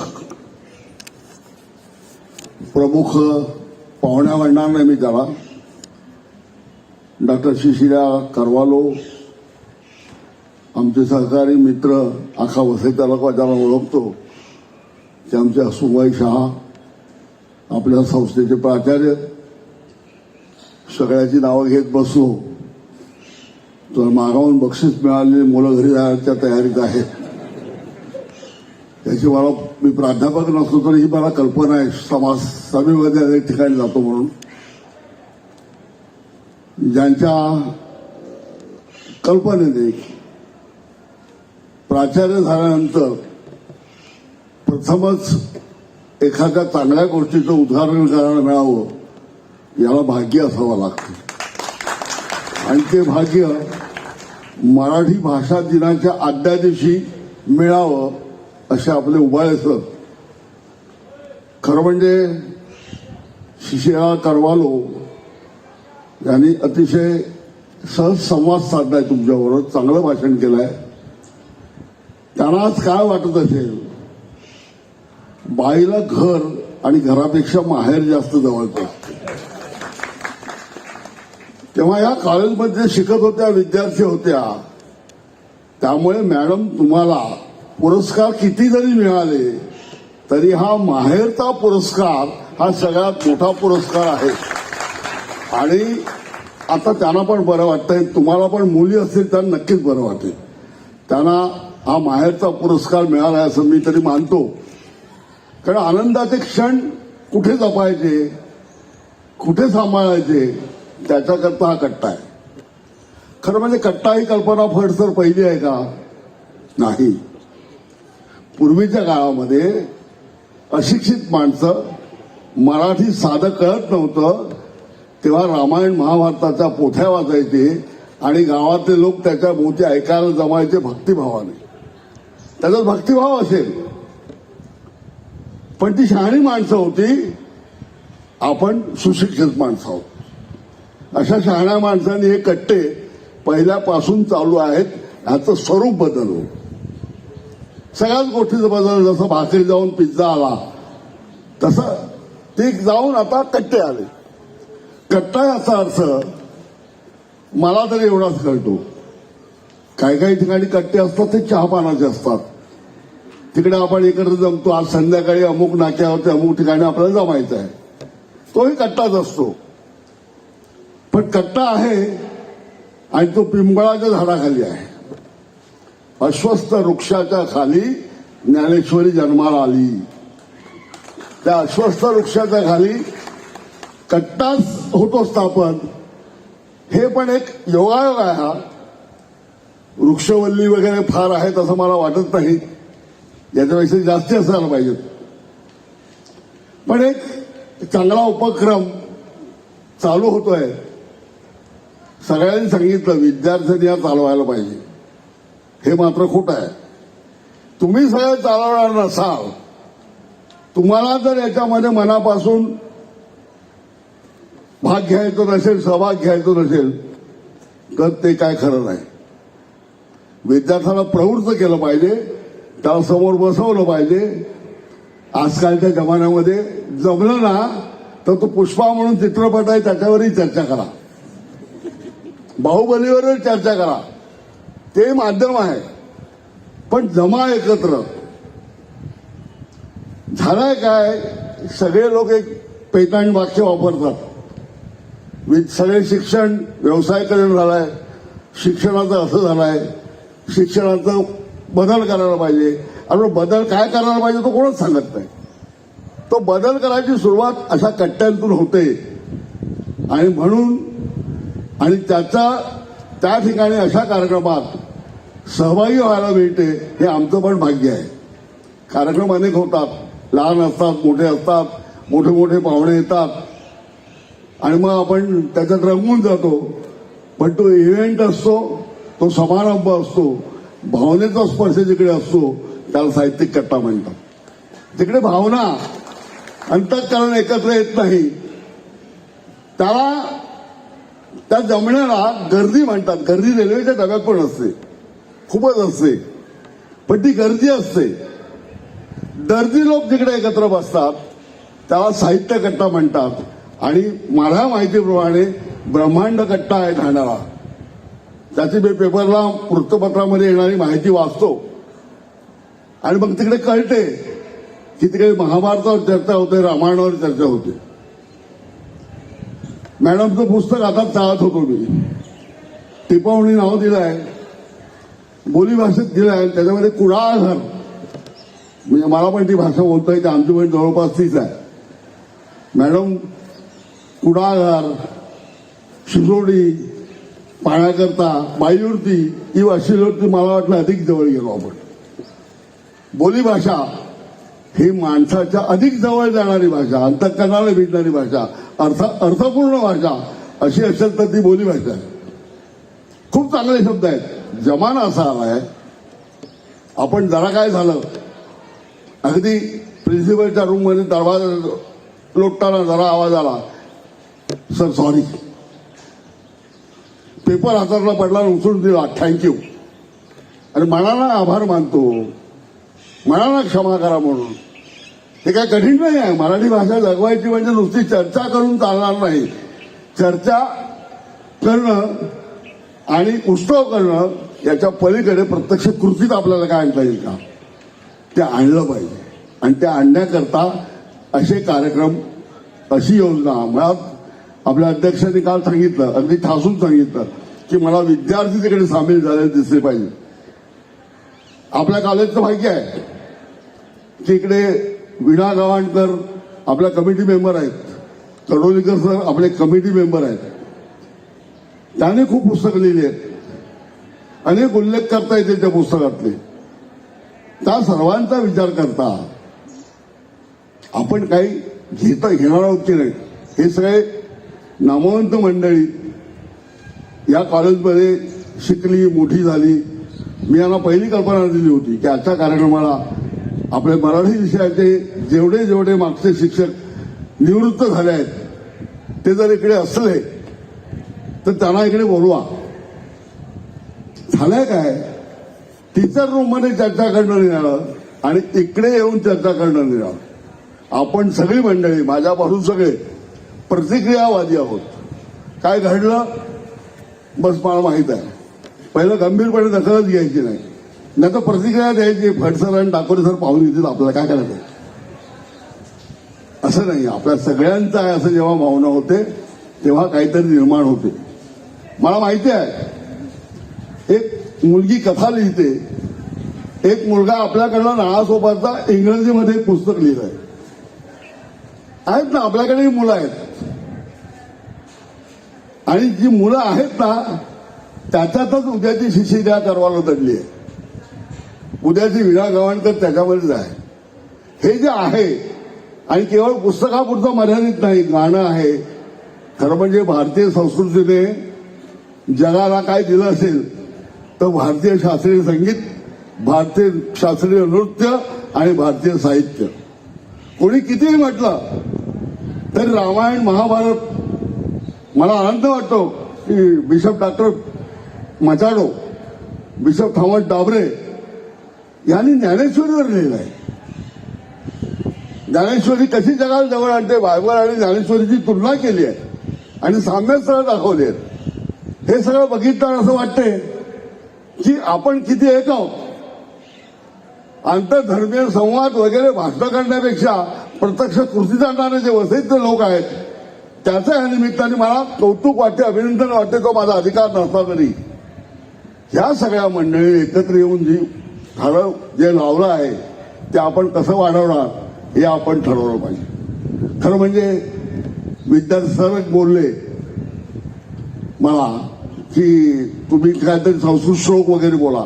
आता काय माहितीये का, भटजी असल्यामुळे त्यांना वाटत असेल, पण मला काय एवढं चांगलं संस्कृत वगैरे येत नाही. आणि 2 दात पडल्यामुळे संस्कृतचा उच्चार चुकला तर अर्थ बदलतो, एक अनुस्वार चुकला तर त्याचा अर्थ बदलतो. तरी पण सांगतो, न चौर्यहार्यम न राजहार्यम न भातृभाज्यम न च भारकारी हे कृते वर्धते व नित्यम विद्याधरम सर्वधनात्मनाम. जी राजाकडून दंड केला जात नाही, चोराकडून चोरली जात नाही, ते विद्याधन जिकडे जोपासलं जाते त्याचं नाव विद्यावर्धिनी आहे. विद्यावर्धिनी हे नुसतं नाव नाही आहे, त्याच्या पाठीमागे काय नाव आहे. आपल्याला काय वाटते विद्यावर्धिनी नाव आहे, एक सिम्बॉल आहे, एक हे असं नाही. ते हे जे आहे ना हे निराळं आहे. प्रत्यक्ष ते अंमलात आलं पाहिजे. मॅडम, तुमच्यासारख्या म्हणजे तुम्ही आज पारितोषिकं एवढी मिळाली आहेत की पुस्तकापेक्षा जास्ती पारितोषिकं आहेत असं मला तरी वाटतं. मला तुमचं अभिनंदन मी अगोदरच बोललो. पारितोषिकाच्या बाबतीत पुष्पराजाचं एक वाक्य आहे, हा नुसताच पिसारा असं त्यांनी ज्ञानपीठ मिळाल्यावर सांगितलं होतं. तुमच्या बाबतीमध्ये पारितोषिक हे आमच्यासारख्याला म्हणजे तुम्हाला जेव्हा पारितोषिक मिळालं तेव्हा ते मला मिळालं असं मला वाटलं, कारण आम्ही उठून वसई करतो आणि दुसऱ्याच्या आनंदात सहभागी होणं याच्याकरता हे कट्टे वगैरे आहे, तो सगळं जीवनच त्याच्याकरता आहे. जीवनाचा नेमका आपण अर्थ काय लावला आहे की अर्थार्जन हे आवश्यकच आहे. पगार आवश्यक आहे, पोट भरणं आवश्यक आहे, थोडीफार चैनी आवश्यक आहे, पण जगण्याला त्याच्या पलीकडे एक अर्थ आहे. तो आध्यात्मिक आहे, तो साहित्यिक आहे, तो कलाविषयक आहे. हा पलीकडचा अर्थ जिकडे व्यक्त होतो त्यालाही साहित्यकट्टा म्हणतात. नाहीतर मग आपण नुसत्याच गप्पा मारू शकतो ना. गप्पा मारणं हा निराळा विषय आहे, तो मारतातच. हल्ली काय झालंय, मला वाटतं थोड्या दिवसांनी लोक गप्पा मारण्याकरता पण पैसे घेतील की आज आपल्याला गप्पा मारायच्या संध्याकाळी जाऊन बसू. आणि गप्पा काय मारायच्या तर ते मी आता सगळं सांगत नाही, ते सांगण्यासारखं पण नाही. अशा वातावरणामध्ये संवेदना हरवत चालल्या आहेत. माणूस कुठेतरी लांब जात चाललाय, माणूस माणसापासून लांब होतो आहे. अशा वेळेला कोणीतरी व्यक्ता येतो आणि रवींद्रनाथ टागोरापासून आपल्याला विद्यावर्धिनीपर्यंत घेऊन जातो. मॅडम, त्याकरता तुमचं अभिनंदन. मला आठवण आहे, पु ल देशपांडेंनी रवींद्रनाथ संगीतावरती चांगलं पुस्तक लिहिलं आहे. मला माझी स्मरणशक्ती आता थोडी कमी झाली आणि नेमका शब्द आठवत नाही आणि प्राध्यापकासमोर बोलताना मागावून टीका होते म्हणून मला माहित आहे. तरी पण त्यांनी एक वर्णन केलंय. शांतिनिकेतनमध्ये सन्मानपत्र देताना तिकडच्या झाडाची जी मोठी मोठी पानं सुचीपूर्ण वृक्षाची त्या पानावर लिहून दिलं आहे आणि त्याचं पु ल देशपांडेने अतिशय सुरेख वर्णन केलंय. मानपत्र कसं द्यायचं, सन्मानपत्र कसं द्यायचं, परिधान समारंभात काय द्यायचं, झाडाखाली शिक्षण. एक गुरुग्रही जेव्हा जात होते शिक्षक विद्यार्थी, भगवान श्रीकृष्णाने सुद्धा सांदीपनीच्या आश्रमामध्येच जाऊन शिक्षण घेतलं. आणि कसल्या जातीच्या गोष्टी करता व्यास मांडलिके कोळी समाजाचे होते, ज्याचं व्यासोत्सिष्टम जगत सर्वम असं म्हणतात. त्यांचं जात समाज वगैरे या गोष्टी नंतर सोयी करता स्वार्थाकरता आणल्या गेल्या. सगळा भारतीय समाज, भारतीय संस्कृती जगाला एकतेचा संदेश देणारी संस्कृती. या संस्कृतीने आम्ही कदाचित जागतिक महासत्ता नसू, कदाचित आमच्याकडे शस्त्र नसतील, पण आमच्याकडे माणुसकी आहे, मानवता आहे, संस्कृती आहे, दुसऱ्याला आपलं म्हणण्याची वृत्ती आहे. हे सर्वात महत्वाचं आहे आणि ते आपल्या देशात आहे. आणि आपला वसई तालुका हा त्याकरता मी अत्यंत, आपण सगळे भाग्यवान आहोत की आपण वसई तालुक्यात राहतो. इकडे सर्व जाती धर्माच्या लोकांचं कौतुक केलं जाते. कोणी आंबेडकरांवर प्रबंध लिहिलाय, कोणी कविता लिहिल्यात, कोणी बोलीभाषेत लिहिलाय, कशात लिहिलाय. आमचे फ्रान्सिस अर्नाळते त्यांनी असे गुरु म्हणजे सगळ्या शिक्षकावर लिहिलंय. बनसोडे कविता संग्रह प्रसिद्ध, त्यांनाही बक्षिसं मिळाली आहेत. किती लोक आहेत आपल्याकडे. आपल्या वसईतल्या कलाकारांची आणि पुस्तकाची, वीणा गावणकरांच्या बद्दल तर मी बोलत नाही, कारण एक होता कारवारपासून परवापर्यंत आमचे जे कलाक्षेत्रातले या सर्वांवरती चित्रकार रॉबी डिसिल्वा याच्या चरित्रापर्यंत सगळ्यावर त्यांनी लिहिलंय. आणि अत्यंत महाराष्ट्रामध्ये ते प्रसिद्ध झालंय. नुसतं प्रसिद्ध झालं नाही, वाचल्या गेलेली सगळ्यात चांगली पुस्तकं ती आहेत. वाचता चालता मॅडम तुमच्या पुस्तकात तुम्ही शिवाजी सावंतला भेटण्याचा एक संदर्भ आहे, त्याच्यात त्यांनी लिहिलं आहे. म्हणजे त्या शिवाजी सावंत बोलले आहेत की रामायण आदर्श जीवन कसं आहे ते सांगते आणि महाभारत वास्तव काय आहे ते सांगते.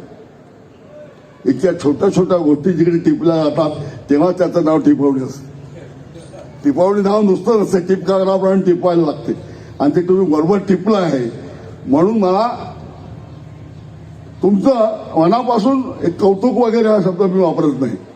बरं वाटते हो, कोणतरी माणूस सगळ्या गोष्टी टिपून घेतो, सगळ्या गोष्टी जाणून घेतो. आणि मग आमच्यासारखी मंडळी, अहो श्रोते पण लागतात, ऐकणारे पण लागतात, वाचणारे पण लागतात, नुसता लेखक असून काय करणार. तेव्हा आम्ही आमची भूमिका जगी राजहंसा ते तारणे झाले शहाणिया तो का कवडे चालवची ने. तुम्ही राजहंसाप्रमाणे साहित्यिक मंडळी चाला, आम्ही तुमच्या मागे पावलं टाकत जाऊन ही भूमिका आपण सगळ्यांनी घेतली तर देखील साहित्य करता यशस्वी. चाल मोठे लोक मोठ्या मार्गात जातात, पण आपण मोठे होऊ शकत नाही, पण त्याच्या रस्त्याने जाऊ शकतो. आणि त्या रस्त्याने जाण्याची जी भूमिका आहे ती भूमिका तिकडे बजावली जाते, ते पण विद्यावर्धिनी ठरलं पाहिजे. कॉलेज, शिक्षण संस्था, वाचनालय, खरं म्हणजे अशा कार्यक्रमामध्ये ग्रंथालय आणि वाचनालय याची फार मोठी भूमिका आहे. मला म्हणजे मॅनेजमेंटला हवा आहे की कुठलं नंदाखेरचं नवीन पुस्तक आहे आलं पाहिजे आपल्याकडे. अमुक नवीन निघालं आहे, चांगलं आहे, ते आपल्या पुस्तक संग्रहात असलं पाहिजे. वाचलं कुठलं, जास्ती कुठलं पुस्तक वाचलं जाते याची टिप्पणी आपल्याकडे असली पाहिजे. आणि ह्या टिप्पण्या हे जेव्हा आपल्याकडे असेल तेव्हा आपण खऱ्या अर्थाने समृद्ध जीवन जगतो. समृद्ध जीवनाच्या कल्पनाच दिल्या आहेत. गाडी घेऊन आलो, 5 स्टारमध्ये गेलो, हे 5 स्टार वगैरे शब्द पण बोलायला नको, पंचतारांकित, हे सगळं एक आभास आहे. तुम्ही म्हणता ना ऑनलाईन, ते सगळं ऑनलाईन जीवन आहे. ऑफलाईन जीवन हे आहे की जिकडे खरं म्हणजे मराठी भाषा मॅडम टिकवली असेल ना तर वारकरी लोकांनी. शेकडो अभंग तोंडपाठ आहेत अशिक्षित माणसावर. रस्त्यात जाता जाता बोलत बोलत जातात, जात नाही त्या अभंगातल्या अर्थासह जगतात. हा जो असंख्य ग्रामीण भागातला समाज आहे, बोलीभाषा जाणतो, त्यांनी मराठी भाषेवरती फार मोठे उपकार केले.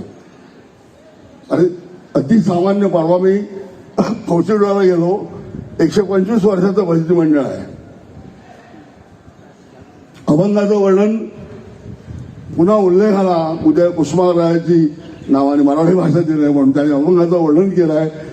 रत्ननदीचं अभंग, ओळी अमृताची सखी, चारी वर्णात फिरे सरस्वतीची पालखी. भाषेचं वर्णन तरी किती असावं, किती शब्दात, म्हणजे नेमकं टोक कसं गाठावं भाषेच्या आपल्याचं. शेवटचं ह्याच्या पलीकडे काही लिहू शकतो का कोण तुम्ही? हा फायनल शब्द आहे, हा अंतिम शब्द आहे. असा अंतिम शब्द उच्चारण्याची, लिहिण्याची ताकद मराठी भाषेमध्ये आहे. जगण्याचं साधन ते आहे. तेव्हा अशी मराठी भाषा आणि इंग्रजी, हिंदी, मराठी, गुजराती भाषिक जे कोण असतील त्या या साहित्य गटात जमावे. त्याने एक साहित्य जल्लोष, साहित्याचा आनंद लुटावा. ह्या कॉलेजमध्ये साहित्य संमेलनाचे अध्यक्ष अरुणा ढेरे येऊन गेलेत, गणेश देवी येऊन गेलेत, खूप मोठी मोठी मंडळी येऊन गेली आहेत. त्यांच्या पदस्पर्शाने हे कॉलेज कुठेतरी पावन झालं आहे, कुठेतरी महाराष्ट्रात पोचला आहे.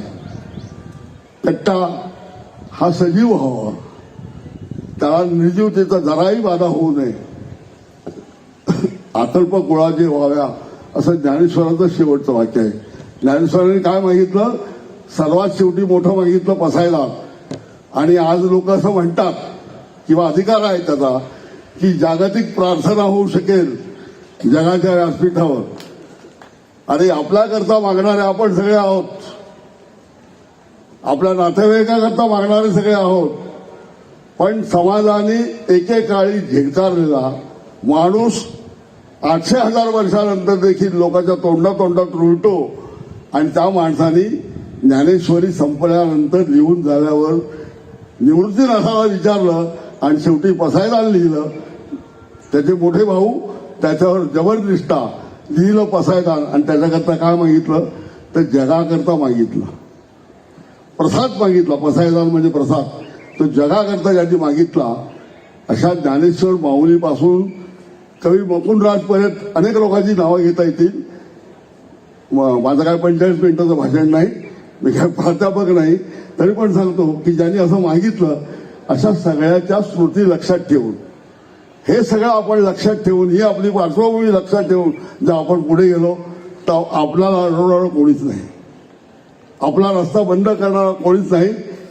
आपल्या कॉलेजमध्ये डाकोरे सर कवी आहेत, फड सर लिहितात, खोकर सर लिहितात, लवाटे लिहितात, बोलतात.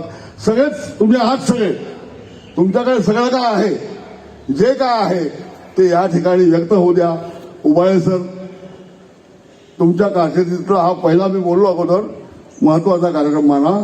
कदाचित उद्या पदवीदान समारंभ होईल, त्याला आम्ही टोप्या वगैरे घालून येऊ, विद्यार्थी येतील जातील, ते सगळा औपचारिक भाग असतो.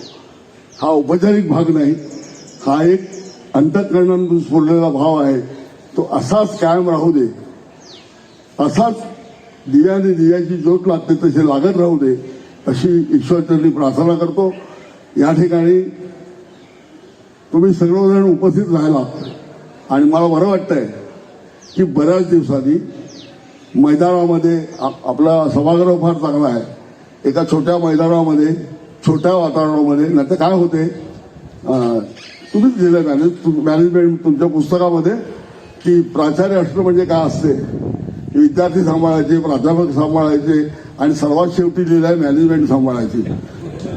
आताच तुमच्या पुस्तकात वाचलं मी. आणि मॅनेजमेंट जर नाही सांभाळली तर प्राचार्याला काम करणं कठीण जाते. प्राचार्य साहेब काळजी करू नका, मॅनेजमेंट ही वसई तालुक्यातली सगळ्या वसई तालुक्यातल्या विद्यार्थ्याला आणि तुम्हाला सांभाळण्याकरता आहे. आम्हाला वेस्टेड इंटरेस्ट काहीच नाहीत. पुन्हा इंग्रजी शब्द आला बघा, आम्हाला अतिरिक्त असं काहीच मिळवायचं नाही आहे. आणि अशा ठिकाणी म्हणजे ती कठीण असते, ती चांगली लिहिली आहे. तुम्हाला तो अनुभव येणार नाही, तुम्हाला तो अनुभव येणार नाही. त्यांचे अनुभव लिहिले. मी जाता जाता म्हटलं यांच्या काय भावना आहेत ते चाळून घ्यावं म्हणून ते चाळलं. आणि ते आपल्याला नाही तर आपल्याकडे भांडवल काय बोलावा ते पण बघायला लागते ना. तर ते अतिशय चांगल्या पद्धतीने लिहिलंय. कार्यक्रम लांबला की श्रोते उठून जातात. मी अगोदरच बोललो, कोणाला किती त्रास द्यायचा याच्या पण एक मर्यादा असतात. मी नेहमी एक सांगितलं असेल कदाचित इकडे, पण नेहमी एक किस्सा सांगतो की एका सभेला मी गेलो, अध्यक्ष होतो, भाषण लावलं, बहुतेक लोक उठून गेले होते, 4-5 पाहुणे होते, त्याच्या एकाच्या हातात काठी होती. मी समजतो आपली काय आज स्थैर्य नाही. त्यांनी सांगितलं, तुम्ही पाहुणे आहेत, तुम्हाला मी काहीच करणार नाही, तुम्हाला आमंत्रण द्यायला कोण गेलो होतो याची मी वाट बघतो. उबाळे सर, तुमच्यावर तशी वेळ येऊ नये म्हणून मी इकडेच थांबतो.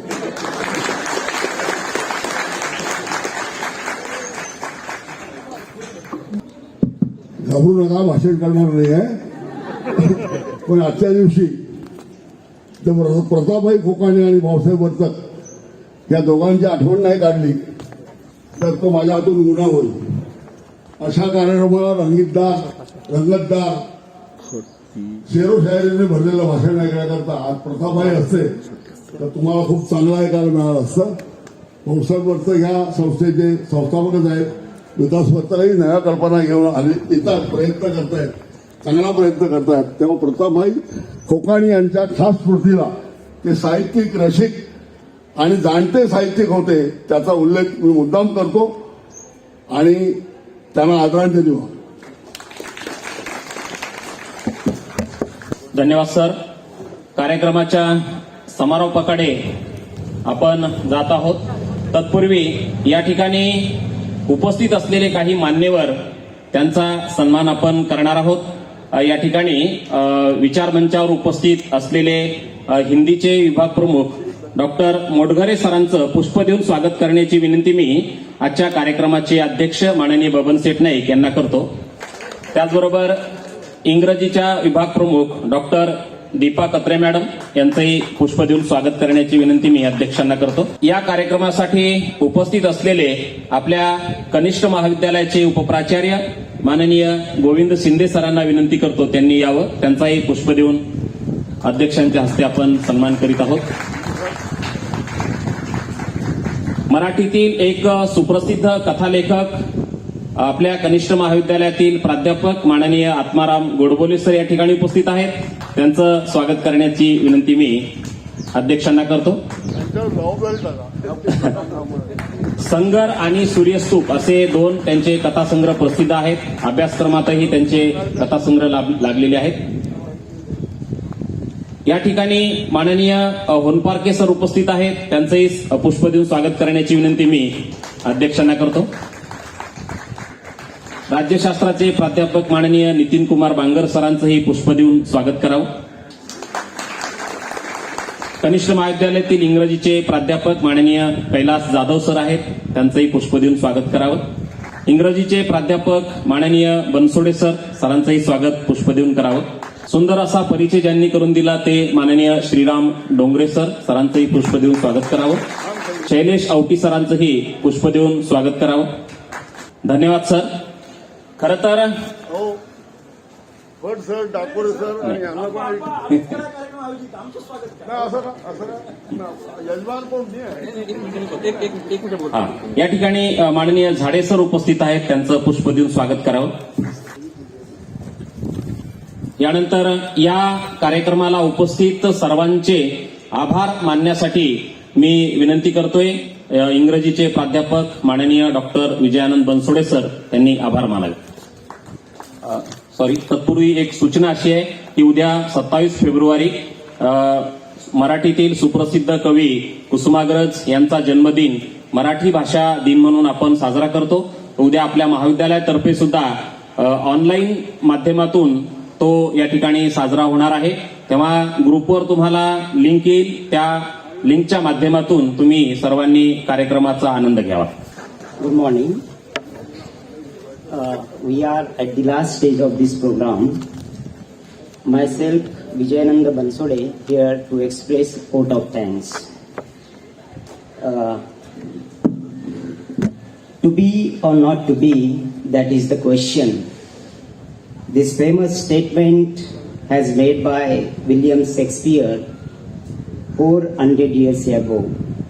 But still, this particular statement is relevant even in 21st century in form of different binaries.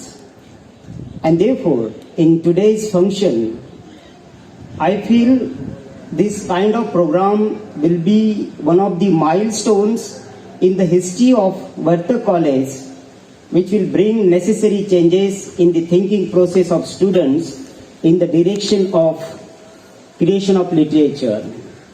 And we will able to cherish the universal principles of life through this Sahitya Katta. On this occasion, I would like to express a deep sense of gratitude to our today's chairperson, Sri Baban Seth Naikji, Vice President of the Vidyavardhani Institutions, who chaired today's function, and one must deserve special mention, who is a all-round personality. He is always there to express words of advice. Thank you, sir, for your graceful presence in today's function. I must acknowledge renowned literary personality, academician, and administrator, Dr. Cecilia Carvalho, Madam, for being present at today's function, and you shared your insightful thought as a chief guest and motivated our students. I'm sure, ma'am, this kata will helpful to understand all the principal values of literature, and we will grown up in this particular domain. I would like to express sincere thanks Sri Hashmukh Bhai Shah, Treasurer of Vidyavardhani Institutions, for bringing presence this particular program. I must thank dynamic and young principal Dr. Arvind Ubale, under whose guidance this idea of Sahitya Katta has come into existence. This initiative will provide an open platform for all student artists, writers, poets, and most importantly, would be pillar of this beautiful nation. Thank you, Ubale sir. I must mention two administrative wings who are always there to shape the programs in a concrete way. Thank you, Vice Principal Dr. Anil Kumar Selke sir, Vice Principal Janki Sagao ma'am for your logistical support for this program. I must convey greetings and thanks to Dr. Deepam Rudreshwar Katre ma'am, the head Department of English, Dr. Gautam Modgare sir, the head Department of Hindi, Dr. Shatrughan Ford, who is the coordinator of this Sahitya Katta, and the head Department of Marathi. Thank you, sir. I express sincere thanks, Registrar of our college, Dilip Vartak sir, for your valuable support for making this function successful. I must underline the efforts taken by Rajesh Garel, our former student who beautifully decorated this Sahitya Katta by indigenous Walli painting. Thank you, Rajesh. I must appreciate the efforts taken by NSS volunteers. Thank you all student volunteers. Thank you Program Officer Professor Sudhir Indane sir. Second Program Officer of NSS Professor Aditi Yadav madam. I extend thanks to all teaching, non-teaching and other helping hands for your valuable time to make this program a grand success. Thank you all invisible hands who strongly behind these programs. At the end, I would like to end this vote of thanks by Gulzar's words. लफ्जों को दांत नहीं होते पर काटते हैं, लफ्जों को दांत नहीं होते पर काटते हैं, और काट ले तो उनके जख्म नहीं भरते। एक भीगा हुआ छलका छलका वह लफ्ज भी है, एक भीगा हुआ छलका छलका वह लफ्ज भी है, जब दर्द छुए तो आंखों में भर आता है, जब दर्द छुए तो आंखों में भर आता है। कहने के लिए लब हिलते नहीं, कहने के लिए लब हिलते नहीं, आंखों से अदा हो जाते हैं। With the permission of the chair, I declare this program is over. Thank you.